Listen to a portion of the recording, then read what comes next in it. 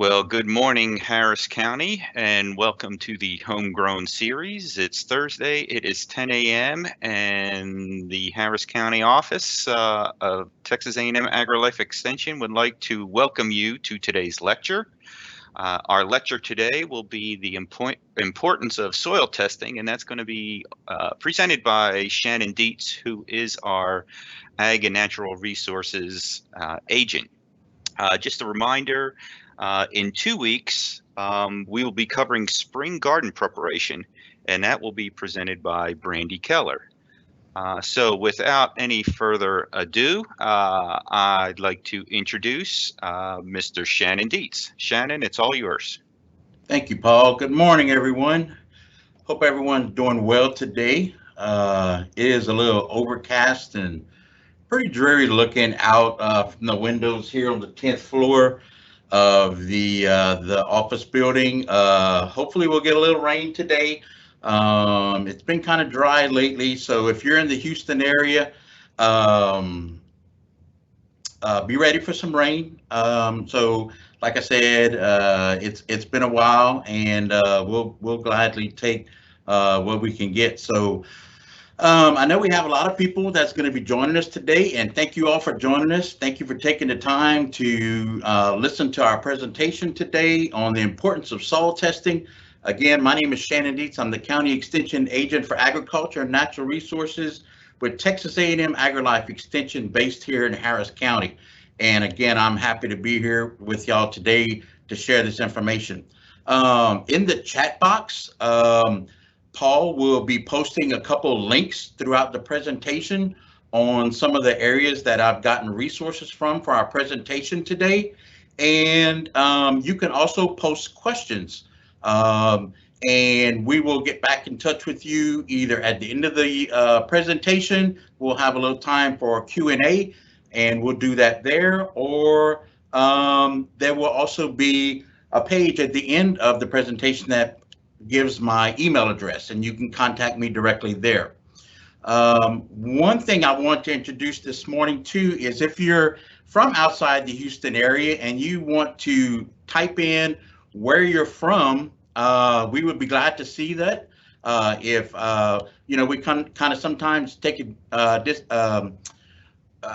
we assume that everybody's from the Houston area, but if we have any people from out of state or throughout the Texas area, feel free to type in where you're joining us from this morning and say hi. So we're going to go ahead and get started with our presentation this morning, and we're going to go over a couple goals for today's presentation that I want to share with you. And the first one is going to be, why do we soil test?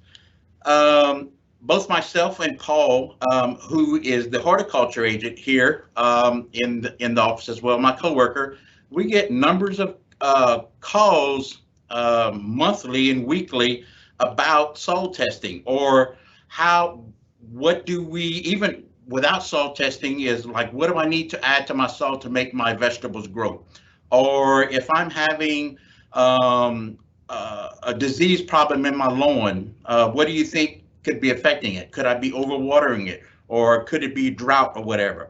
A lot of people don't realize that it could be the soil and the elements in the soil, or lacking elements, that could be causing the stress, which is then causing disease to take advantage of those particular crops or your lawn and so forth. So those are some reasons why you would want to soil test.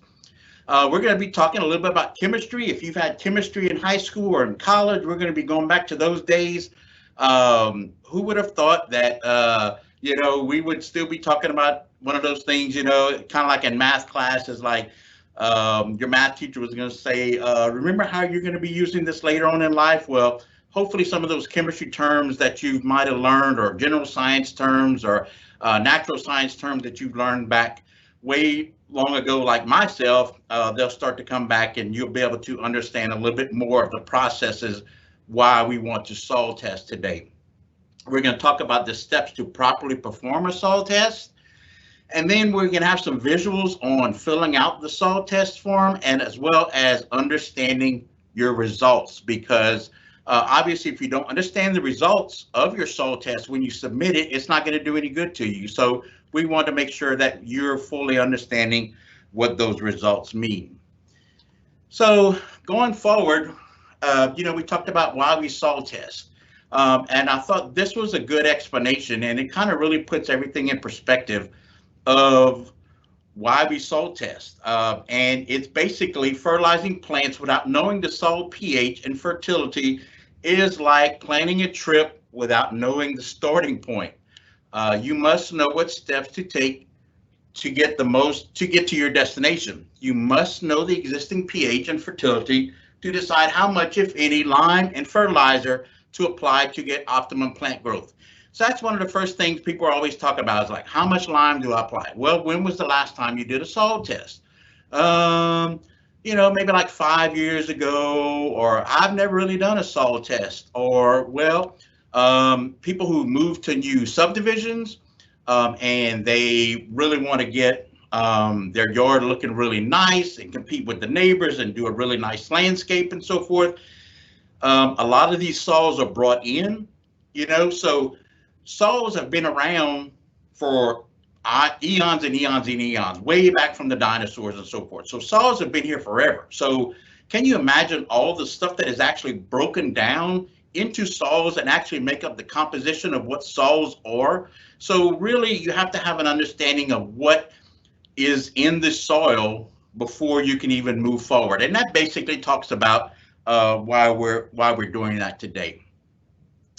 So why test your soil? And then we're going to talk, that's the question we're going to keep coming back to time and time again today. Soil testing is a quick and accurate method to determine the relative acidity of the soil, which is the pH, and the level of essential nutrients. We're going to be talking a little bit about these more in depth later on. And when we talk about the soil test results, we're going to be talking about phosphorus, potassium, calcium, magnesium, sodium, sulfur, manganese, copper, and zinc. So again, this is where that chemistry class is going to come in from, in that periodic table. Hopefully some of you recognize some of those names and remember seeing them up on that periodic table in the chemistry class. So these are all going to be important in the whole composition of the soil and is going to determine either the success or the failure of your plants. These test results are going to aid you in both plant selection, soil prep, and fertilization. One thing a lot of people don't think about is that when you over-fertilize, it stimulates excessive plant growth, and that encourages diseases. Okay, so if you have a lot of greenery, new shoots on plants or shrubbery or anything like that, but you have little development as far as flower growth or anything like that, and you're just seeing a lot of greenery, but you're not having fruit production, or you're not having the flower budding, or you're not having any of those steps that are needed to complete the crop production process, you know that there's something going on with your fertilization process. Another important factor to consider, it can help in reducing pollution of our water supplies. A lot of people don't think about this. Just throwing this out there, hopefully a lot of you realize this, but maybe some of you don't, that whenever excessive nutrients are applied but not used by plants, those nutrients are leached out during the surface waters, during storms, and into our groundwater aquifers. All right, so when we talk about leached out, those elements, those copper, the zinc, the manganese, magnesium, and all that stuff, there are different types of soil, and we're not going to get into this too heavy because I don't want to get too chemistry on you, but there are different types of soil particles and different sizes of soil particles that allow certain elements to move through them easier than others, if you will. So that's how we talk about when we talk about leaching and so forth. By applying the correct grade and the amount of fertilizer, you will avoid unnecessary pruning of excessive new growth and have healthier, more productive plants. All right. a soil test is the only reliable method to determine soil pH. We talked about this already. We're going to just I'm going to kind of drill this in your head today. If you don't come away with anything else, soil pH and a soil test, they go hand in hand. We talked about soil pH as a measure of the hydrogen forming, the acid forming ion activity of the soil solution. All right. pH scale of the measuring acidity or alkalinity contains 14 divisions known as pH units. And you can see that graph down at the bottom of the slide there, and it goes from 1 to 14. And I apologize if it's not the clearest, but on the one side, in the reds and the yellows and the greens, you'll go from highly acidic to very acidic to acidic. Then in the very middle, you have your 6.2 to 7. 7 is generally your neutral. And then you start to switch over to your alkaline side, 7.5 to 8, your 8s and 9s and 10s to 14s move to the highly alkaline soils and so forth. So soil pH is influenced by parent material, rock that has been formed from precipitation, native vegetation, crops grown, soil depth, and the amount of fertilizer used. So again, soil is not new. I mean, if you get soil from everywhere, soil takes millions and millions of years to produce, all right? So everything that we have here has been around on Earth for a long time. So can you imagine all the vegetation that's been broken down into it, all the fertilizers that's been through it, and everything that you can imagine? The wind moves all this soil around. This soil might be, you might have topsoil coming from another different area of the state. You know, it's really amazing how the whole cycle of it works. As organic matter decomposes, acids are produced that leave the soil more acidic. Also, as water from rainfall or irrigation passes through the soil, acids displace cations.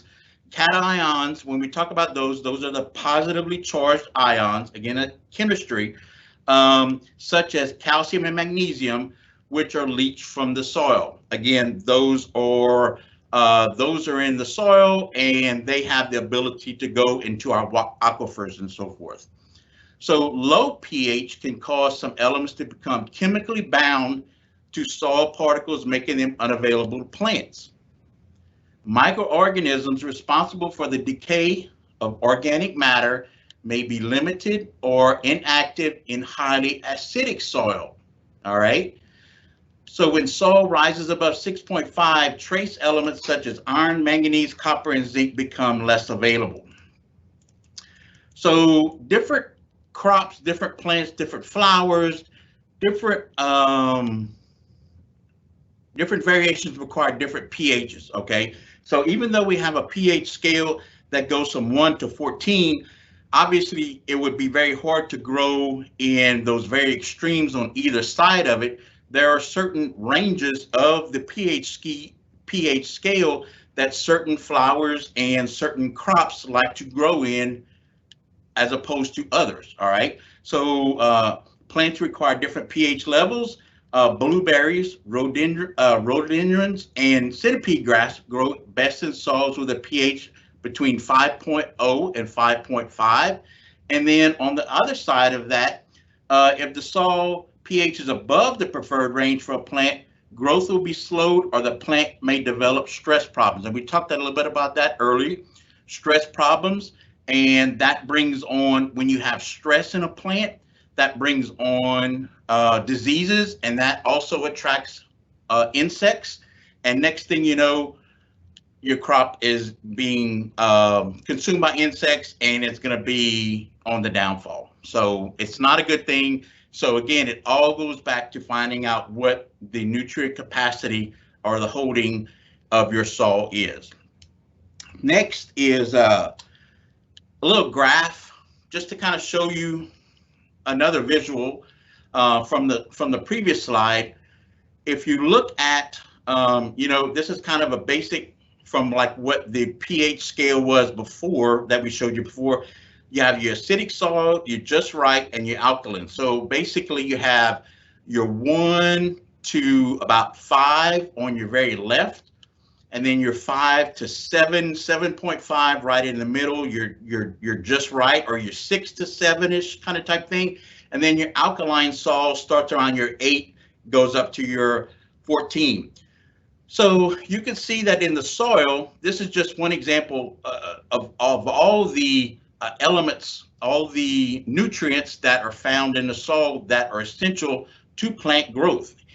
Even though you see soil out there, or you buy soil in a bag from your big box store, or you get it from wherever you might be, unless you're getting it specially pre-mixed that you know what all is going to be in it and it is going to fit your specific needs, you might have to adjust that soil to work with and grow those particular crops and flowers and plants that you want to grow. So say, for example, like on your acidic soil, you can see your potassium and your iron are going to be locked up, and they're not going to be available. Iron is the Fe, potassium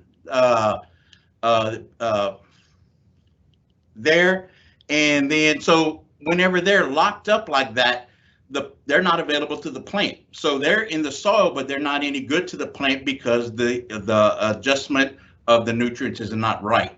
But then you move to the right where you have the correct amount of nutrients and you have the right amount of fertilization, and you have the all of that going on right.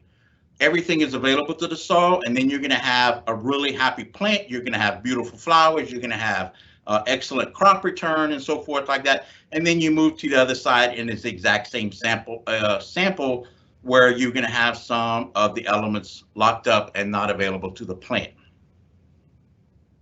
All right. So how often and when to check? So this is a big question with a lot of people. And it really depends on your certain situation, where you're at, how often you're trying to grow a crop, or if you're growing ornamentals in your yard, or what have you. So everybody is on an individual basis kind of type thing. So soil samples can be taken at any time of the year, but if you perform samples on concurrent years, you always want to try and take them at the same time of the year. Say, for example, if you take them in the fall each year, all right, if you take them in August, you don't have to get it down to the exact day. But if you're going to say you're going to take it in mid-August each year, and your mid-August sampling is going to be for your spring garden crop or your spring flowers or whatever, because by the time you take that soil sample in August, it'll take a couple weeks for that soil results form to get back, or that soil analysis form to get back to you, to let you know how you need to adjust the soil, because so you will need to adjust it in time for whenever the spring gets here, for you to have a good crop. All right. The soil pH and the phosphorus levels are relatively consistent throughout the year unless lime, fertilizer, and organic matter has been recently applied. So you never want to do a soil sample in an area after fertilizer basically has been applied, or if you in a pasture and you just came out and spread manure, or if you just applied lime or whatever, you never want to do a soil sample after that, because obviously it's going to throw off your numbers. All right. And those numbers are not going to be indicative of what it generally is without adding those particular nutrients. So you're definitely going to want to do those soil tests before you apply any type of extra fertilization and so forth. The soil test report will make recommendations for the next growing season. All right, so we talked about already, like if you perform a soil test in the fall, that will be for you to prepare your soil for your spring and possibly early summer crops and so forth. If you perform your soil test in the spring or early summer, that's going to be for you to prepare your crops or your flower beds for you in the fall. So usually it's a season ahead and so forth. So you want to take that into consideration. And you also want to think about that in a timeline, because it's not something that you can do really quickly unless you have established beds and you can go in and adjust them really quickly. Most people, if you're a farmer, or if you have pasture, if you have hay or anything like that, you usually have to make contracts with people that's going to come in and spread lime or any type of fertilizer. Or if you're on a much smaller scale, you might be able to do it. But if you're on a much larger scale, it might take a much more larger time and effort. So if the soil test report indicated the pH and the nutrient levels of the range needed for plants to be grown, you may not need to sample every year.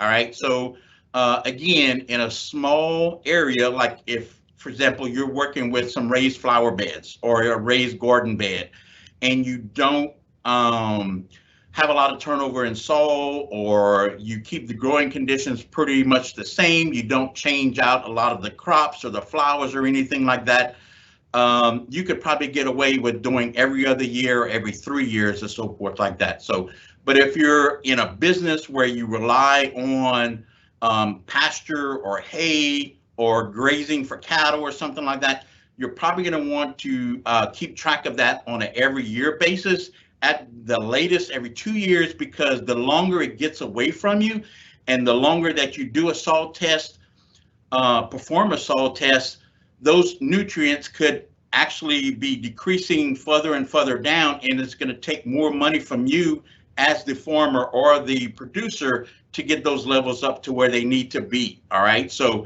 you really want to stay on top of it. So if you stay on top of it, it's not going to be as an extreme for you to be able to adjust those levels and so forth. We talk a lot about sandy soils every 2 to 3 years, and clay soils every 3 to 4 years. All right, so procedure for taking soil samples. I'm not sure how many of you actually out there in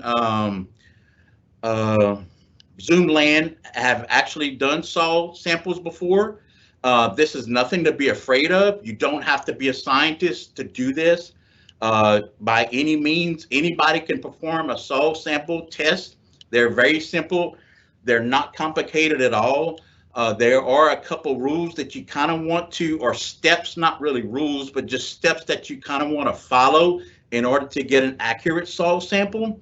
The first one is if you're doing a large plot of land, all right, you would want to section off that land, or if you're in a yard. Okay, so if we're doing let's go ahead and talk about the plot of land first.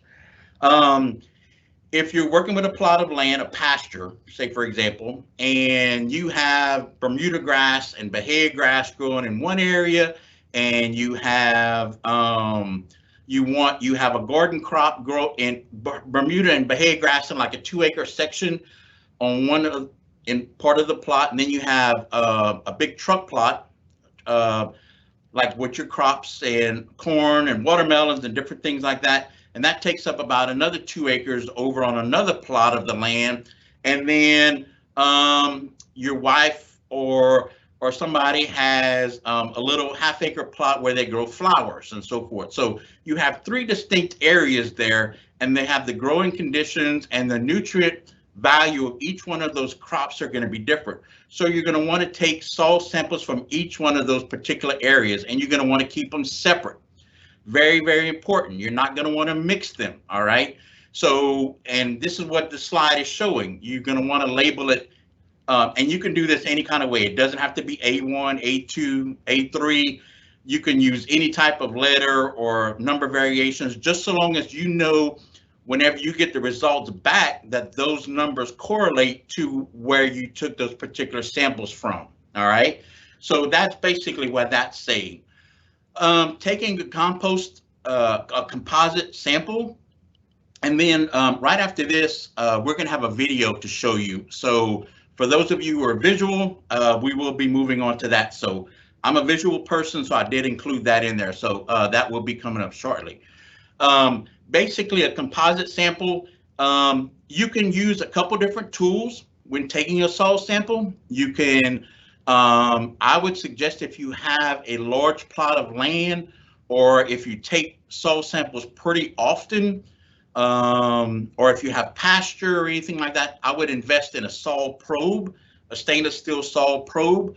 And you can see that this is what a soil probe looks like right here.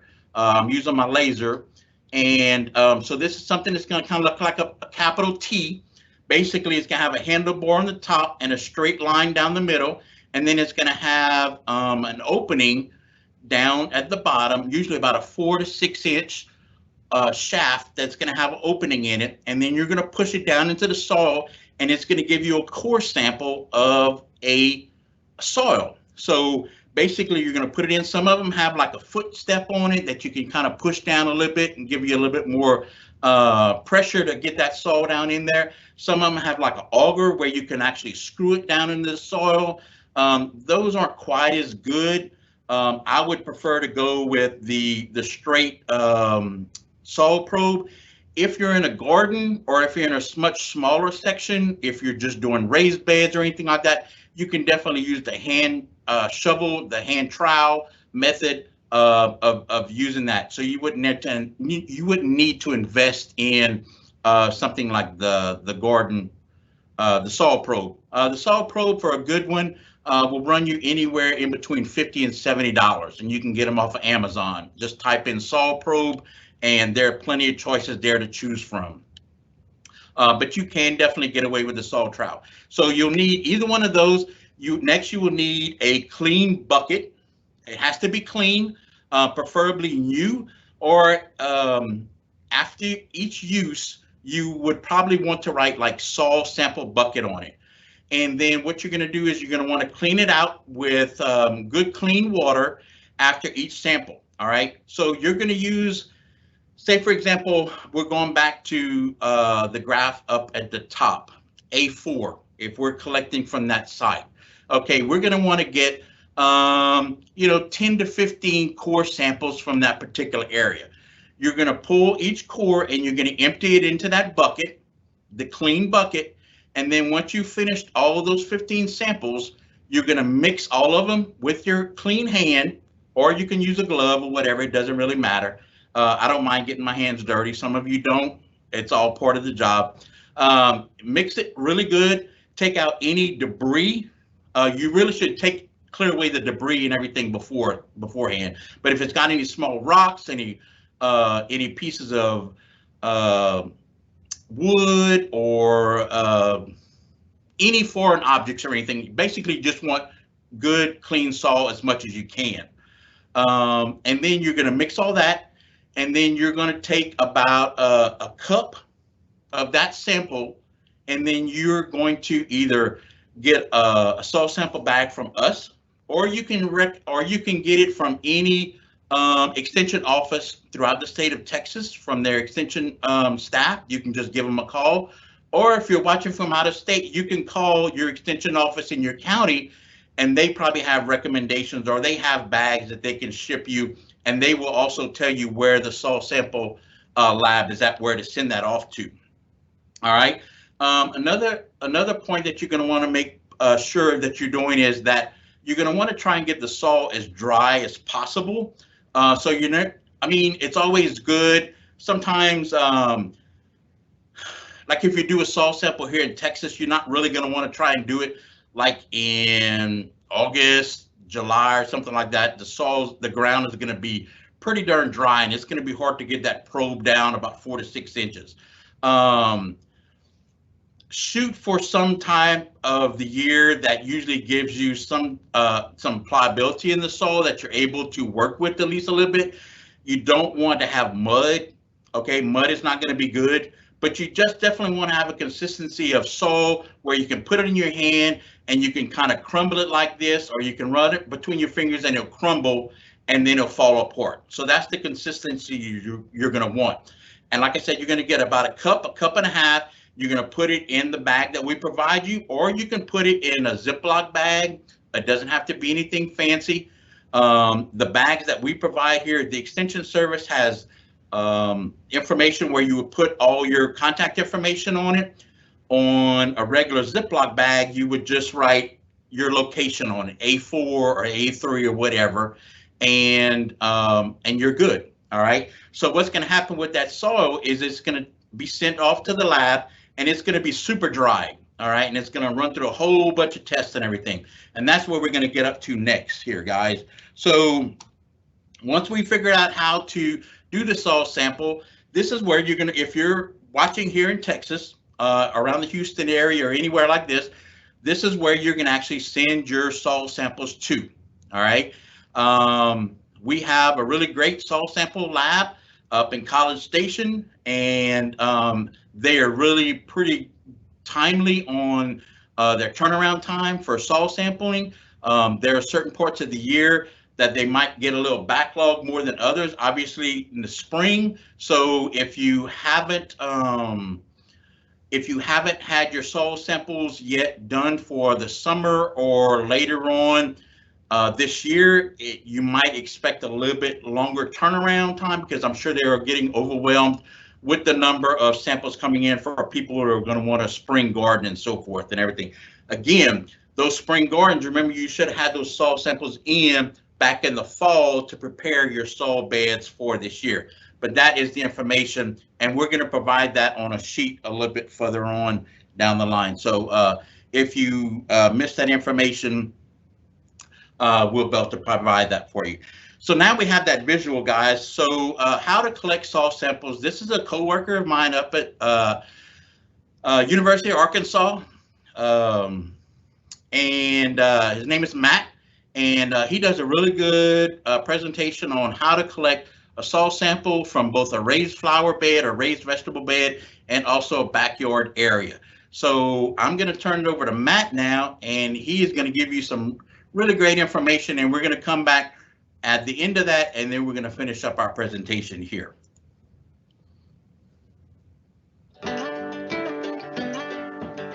Hi, I'm Matt Fryer, soils instructor for the University of Arkansas System Division of Agriculture. And today I'd like to talk to you about how to properly take and the importance of taking an accurate soil sample. Regardless of if you're trying to grow a beautiful yard or tomatoes in the garden, taking an accurate soil sample is the only way to truly know your soil nutrient status and pH. To get the most representative results for your landscape, it is key to correctly take a soil sample.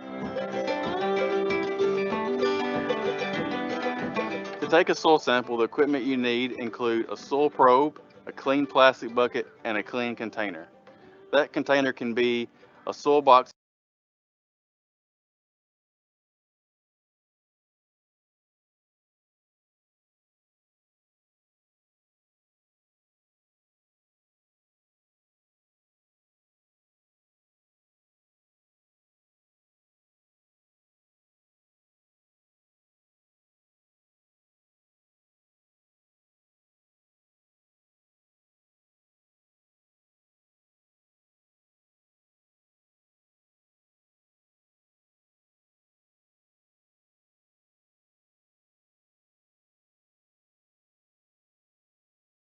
Hey, Shannon, unmute your mic, please.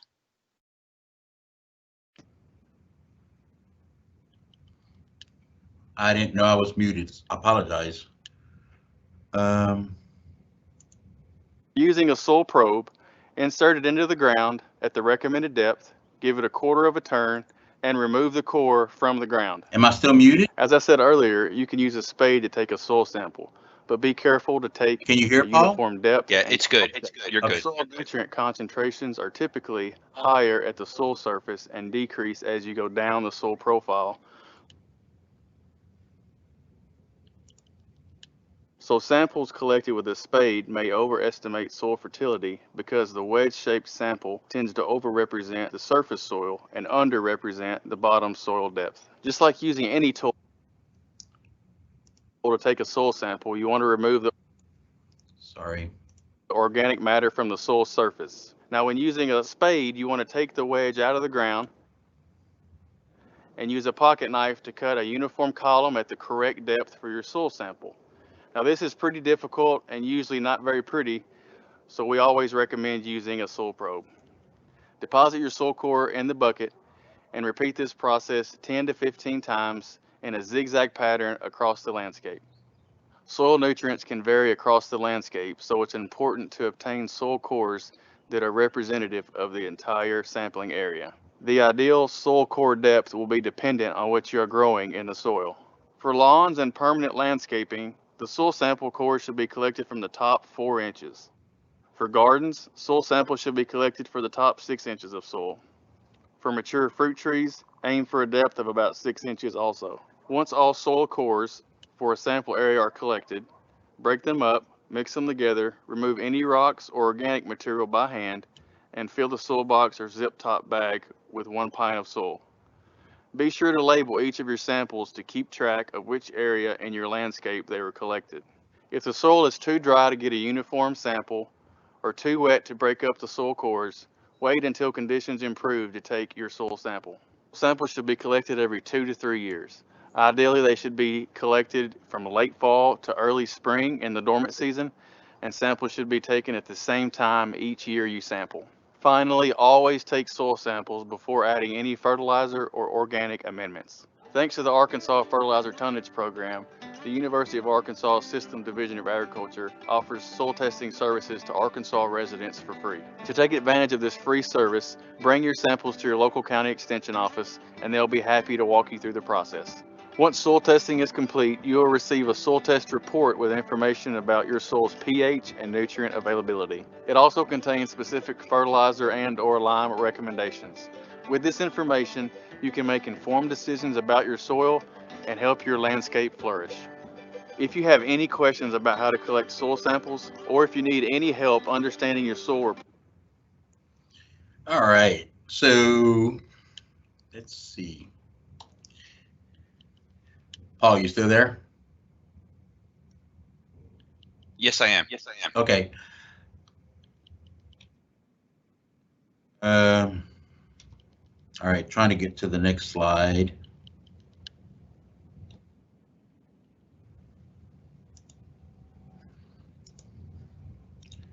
One second, sorry. All right, so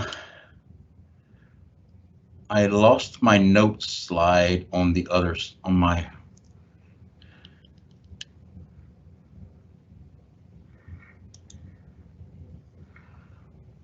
I don't know how that happened. Okay, well, we're just going to go on with this. All right, so guys, so that was a great video. And so what I have here is a actual soil sample information form from Texas A&M AgriLife Extension. And we're just going to kind of go, this is what you would actually see. It actually is a white background on it, so I apologize for the background of my slide presentation there. So basically what you would need to do is your name and the county of where sampled needs to go up here at the top. You're going to include your city, mailing address, and so forth up here. You're not going to worry about this box here. And so what's going to happen now in this next part is this is where you're going to put your sample ID.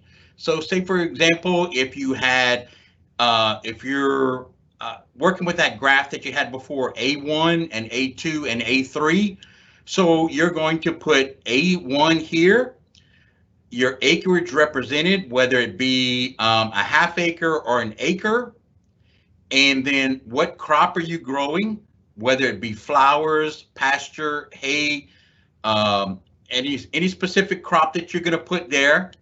And then next, what you're going to do is you're going to select one of the analysis to be conducted. And these are labeled 1, 2, 3, and I apologize, they're kind of small, but 1, 2, 3, 4, 5, 6, 7, 8, 9, 10. And these numbers correlate with these numbers down below down here. So there's 10 options to choose from here, and then there are 10 options to choose from down at the bottom. starting with a routine analysis at $12 per sample, routine micronutrients at $15 per sample, micronutrients and hot water soluble boron, 25, and it goes on for more and more from there. I will tell you that number 1 and number 2 are going to be your most used samples. Those are going to be the ones that you have the most use from, especially if you're doing home lawns or home gardening, flower beds, anything like that. Even if you're working with like large scale pastures or anything like that, unless there is a specific area that you're working with that you might have a lot of salinity or something that we've been out to determine, or a soil scientist has actually been out to determine that you have a specific issue with, and that you need, or say for example the county or the city's been out and said that, you know, you might have like an abundance of sodium in your soil and so forth. You can actually run that, but keep in mind those samples do get more expensive as you go along. And then you would fill that out and send that back in to the soil sample lab up at College Station at Texas A&M University. All right, I'm trying to figure why. Paul, can you help? Why my my presenter? How do I get back?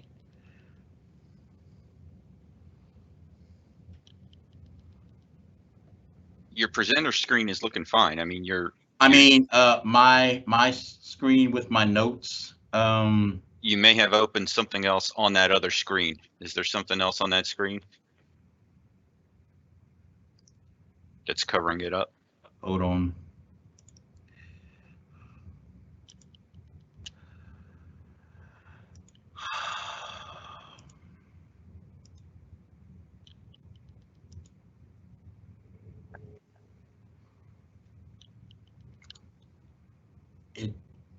I don't know where he went.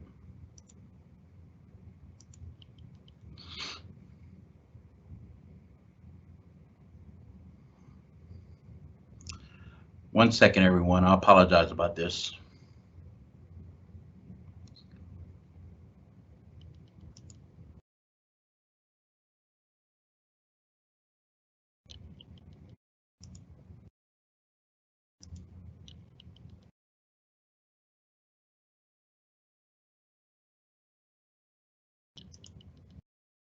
I don't know. So we talked a little bit about, again, I apologize. The several tests that are available. The routine tests, those are the $12 and $15 tests. Those again are going to be your most popular tests. They're going to provide what you're going to be lacking as far as your copper, your zinc, your potassium, your potash, different things like that. So keep that in mind. Again, we talked a little bit about the detailed salinity test and your organic and texture matter test. Again, those are going to be very specific tests. If you happen to be in a business that works in soils and you want to do advanced testing and so forth like that, those are going to be available to you. So there are a wide range of soil tests that can be available to you through Texas A&M AgriLife Extension.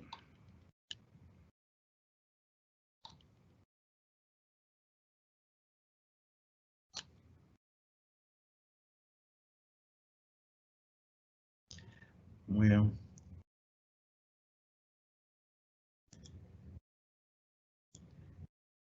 everything just, I have to turn this off.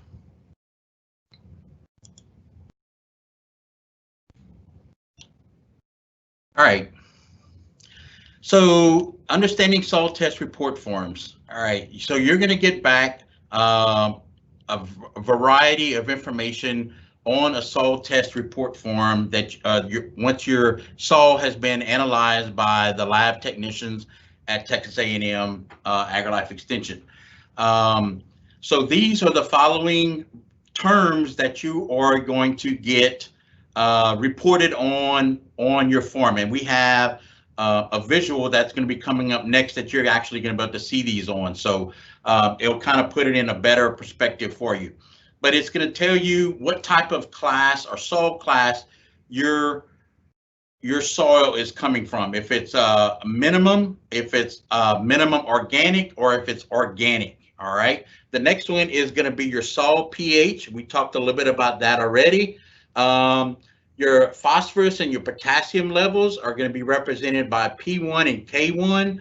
And then it's also going to give representation of calcium, magnesium, sulfur, manganese, zinc, copper, sodium, and it doesn't really perform a nitrogen, because the nitrogen has the ability to leach out the soil so easily, and it's not a good predictor of nitrogen. So it predicts all the other ones, but nitrogen, the soil test is not a good indicator of that particular one. All right, and this is the example of what you would get back from your soil sample that you would send to Texas A&M AgriLife Extension.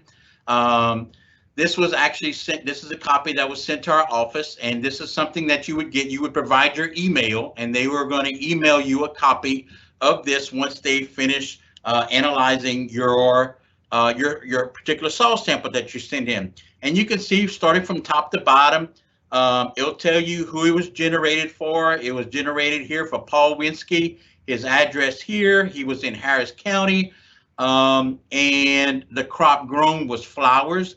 That was something that he indicated on the soil report form. All right. And then it tells you where it came from. If you have any questions, visit the soil testing. The sample was received on such date. It was printed on this date, and the area represented was 2,162 square feet.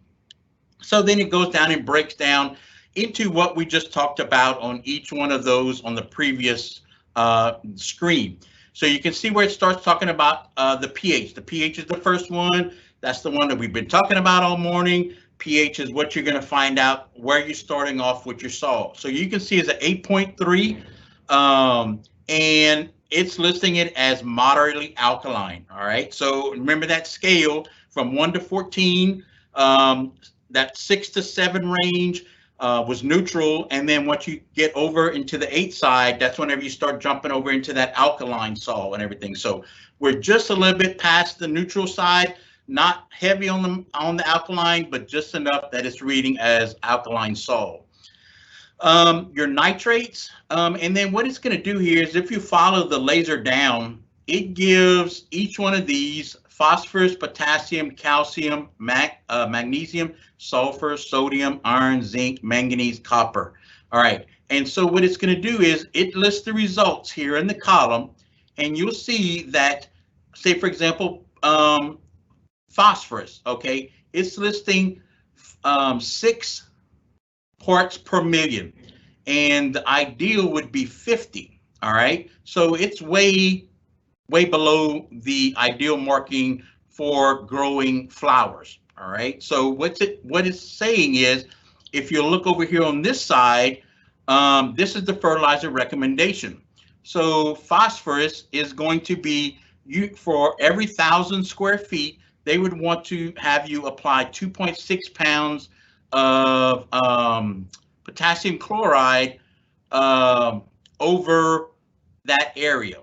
Okay. That is potassium chloride, right, Paul?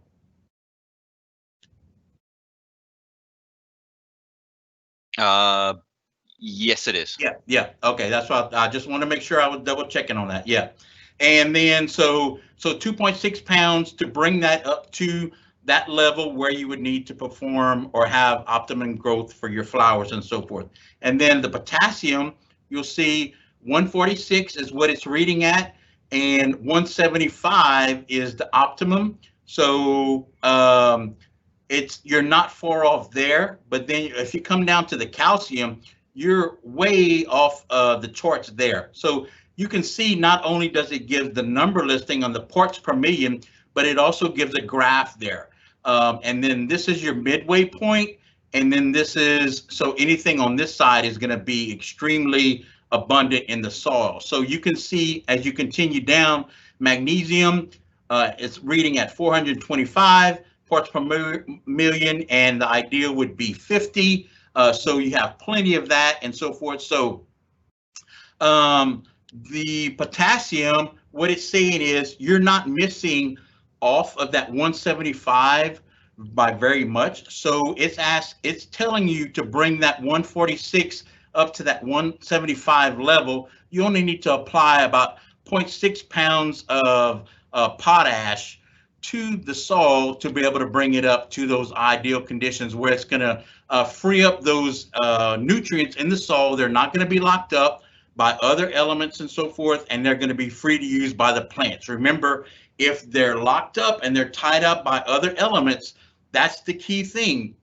If they're in the soil and they're not being able to be used by the plant, it's not doing the plant any good. So we need to free up, that's your goal, is you need to free up all those elements that are going to be beneficial and successful to the plant, that is going to produce the largest amount of flowers, the largest amount of fruit, and so forth, and look the best amount of the green grass that you have. All right. So that kind of gives you a little bit of an example on how to read and understand your soil test whenever you get it back. So that's pretty much the end of my presentation, guys. I do apologize for the little technologically blips there. It seems like as much as I prepare, sometimes something always goes wrong. But references for today's presentation: Texas A&M AgriLife Extension, North Carolina, University of Georgia, and University of Arkansas were all great resources. If anybody would like to have those resources emailed to you, I can definitely do that. Feel free to email me. And here's my contact information: shannon.dietz@ag.tamu.edu. If you haven't joined our Facebook yet, I invite you to do so. We can be found at Harris County ANR. We post a lot of really good information there. All research-based information. We post a lot of information on our CEU, our continuing education unit classes for pesticide safety. We're always posting educational opportunities for you to participate in. A lot of them are free. Some of them are small charges. So feel free to take advantage of that. And we also have an ANR newsletter. So if you would like to join the ANR newsletter, shoot Julie an email in the chat box, her email address. Julie, if you'd like to share your email address in the chat box, and if you're interested in doing that, or you can email her and say, hey, Julie, please add me to the ANR newsletter. We'd be glad to have you. And we do that every other month. Lastly, Paul, I'm going to, that's the presentation, the presentation for today. There is the slide for the rest of the programs for February and March. Again, Paul said on February 4th, Brandy is going to be hosting the spring garden prep. And then on February 18th, Paul is going to be hosting the spring vegetable gardening. And then join me again on March 4th for the history of cattle in Texas.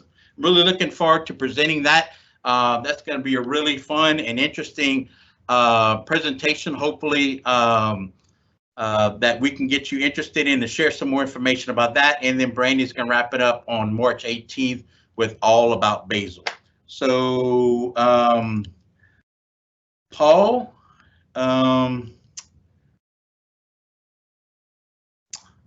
that is it for me. Okay, hold on. I think we are. I've been answering a lot of questions. I've been posting the links. Let me see. Oh, the last thing I'm going to do here real quick. Oh, sorry about that. No, we won't do that. You will be receiving an email with a survey link, And in that link will also be a link to our YouTube channel where you can review this presentation. So Shannon, it's all clear on this end. So I just want to thank everybody for joining us. We hope you enjoyed the topic, and don't forget to register and check back in. And in 2 weeks, Brandy will be talking on spring garden prep. Thank you all for joining us. Thanks, Paul.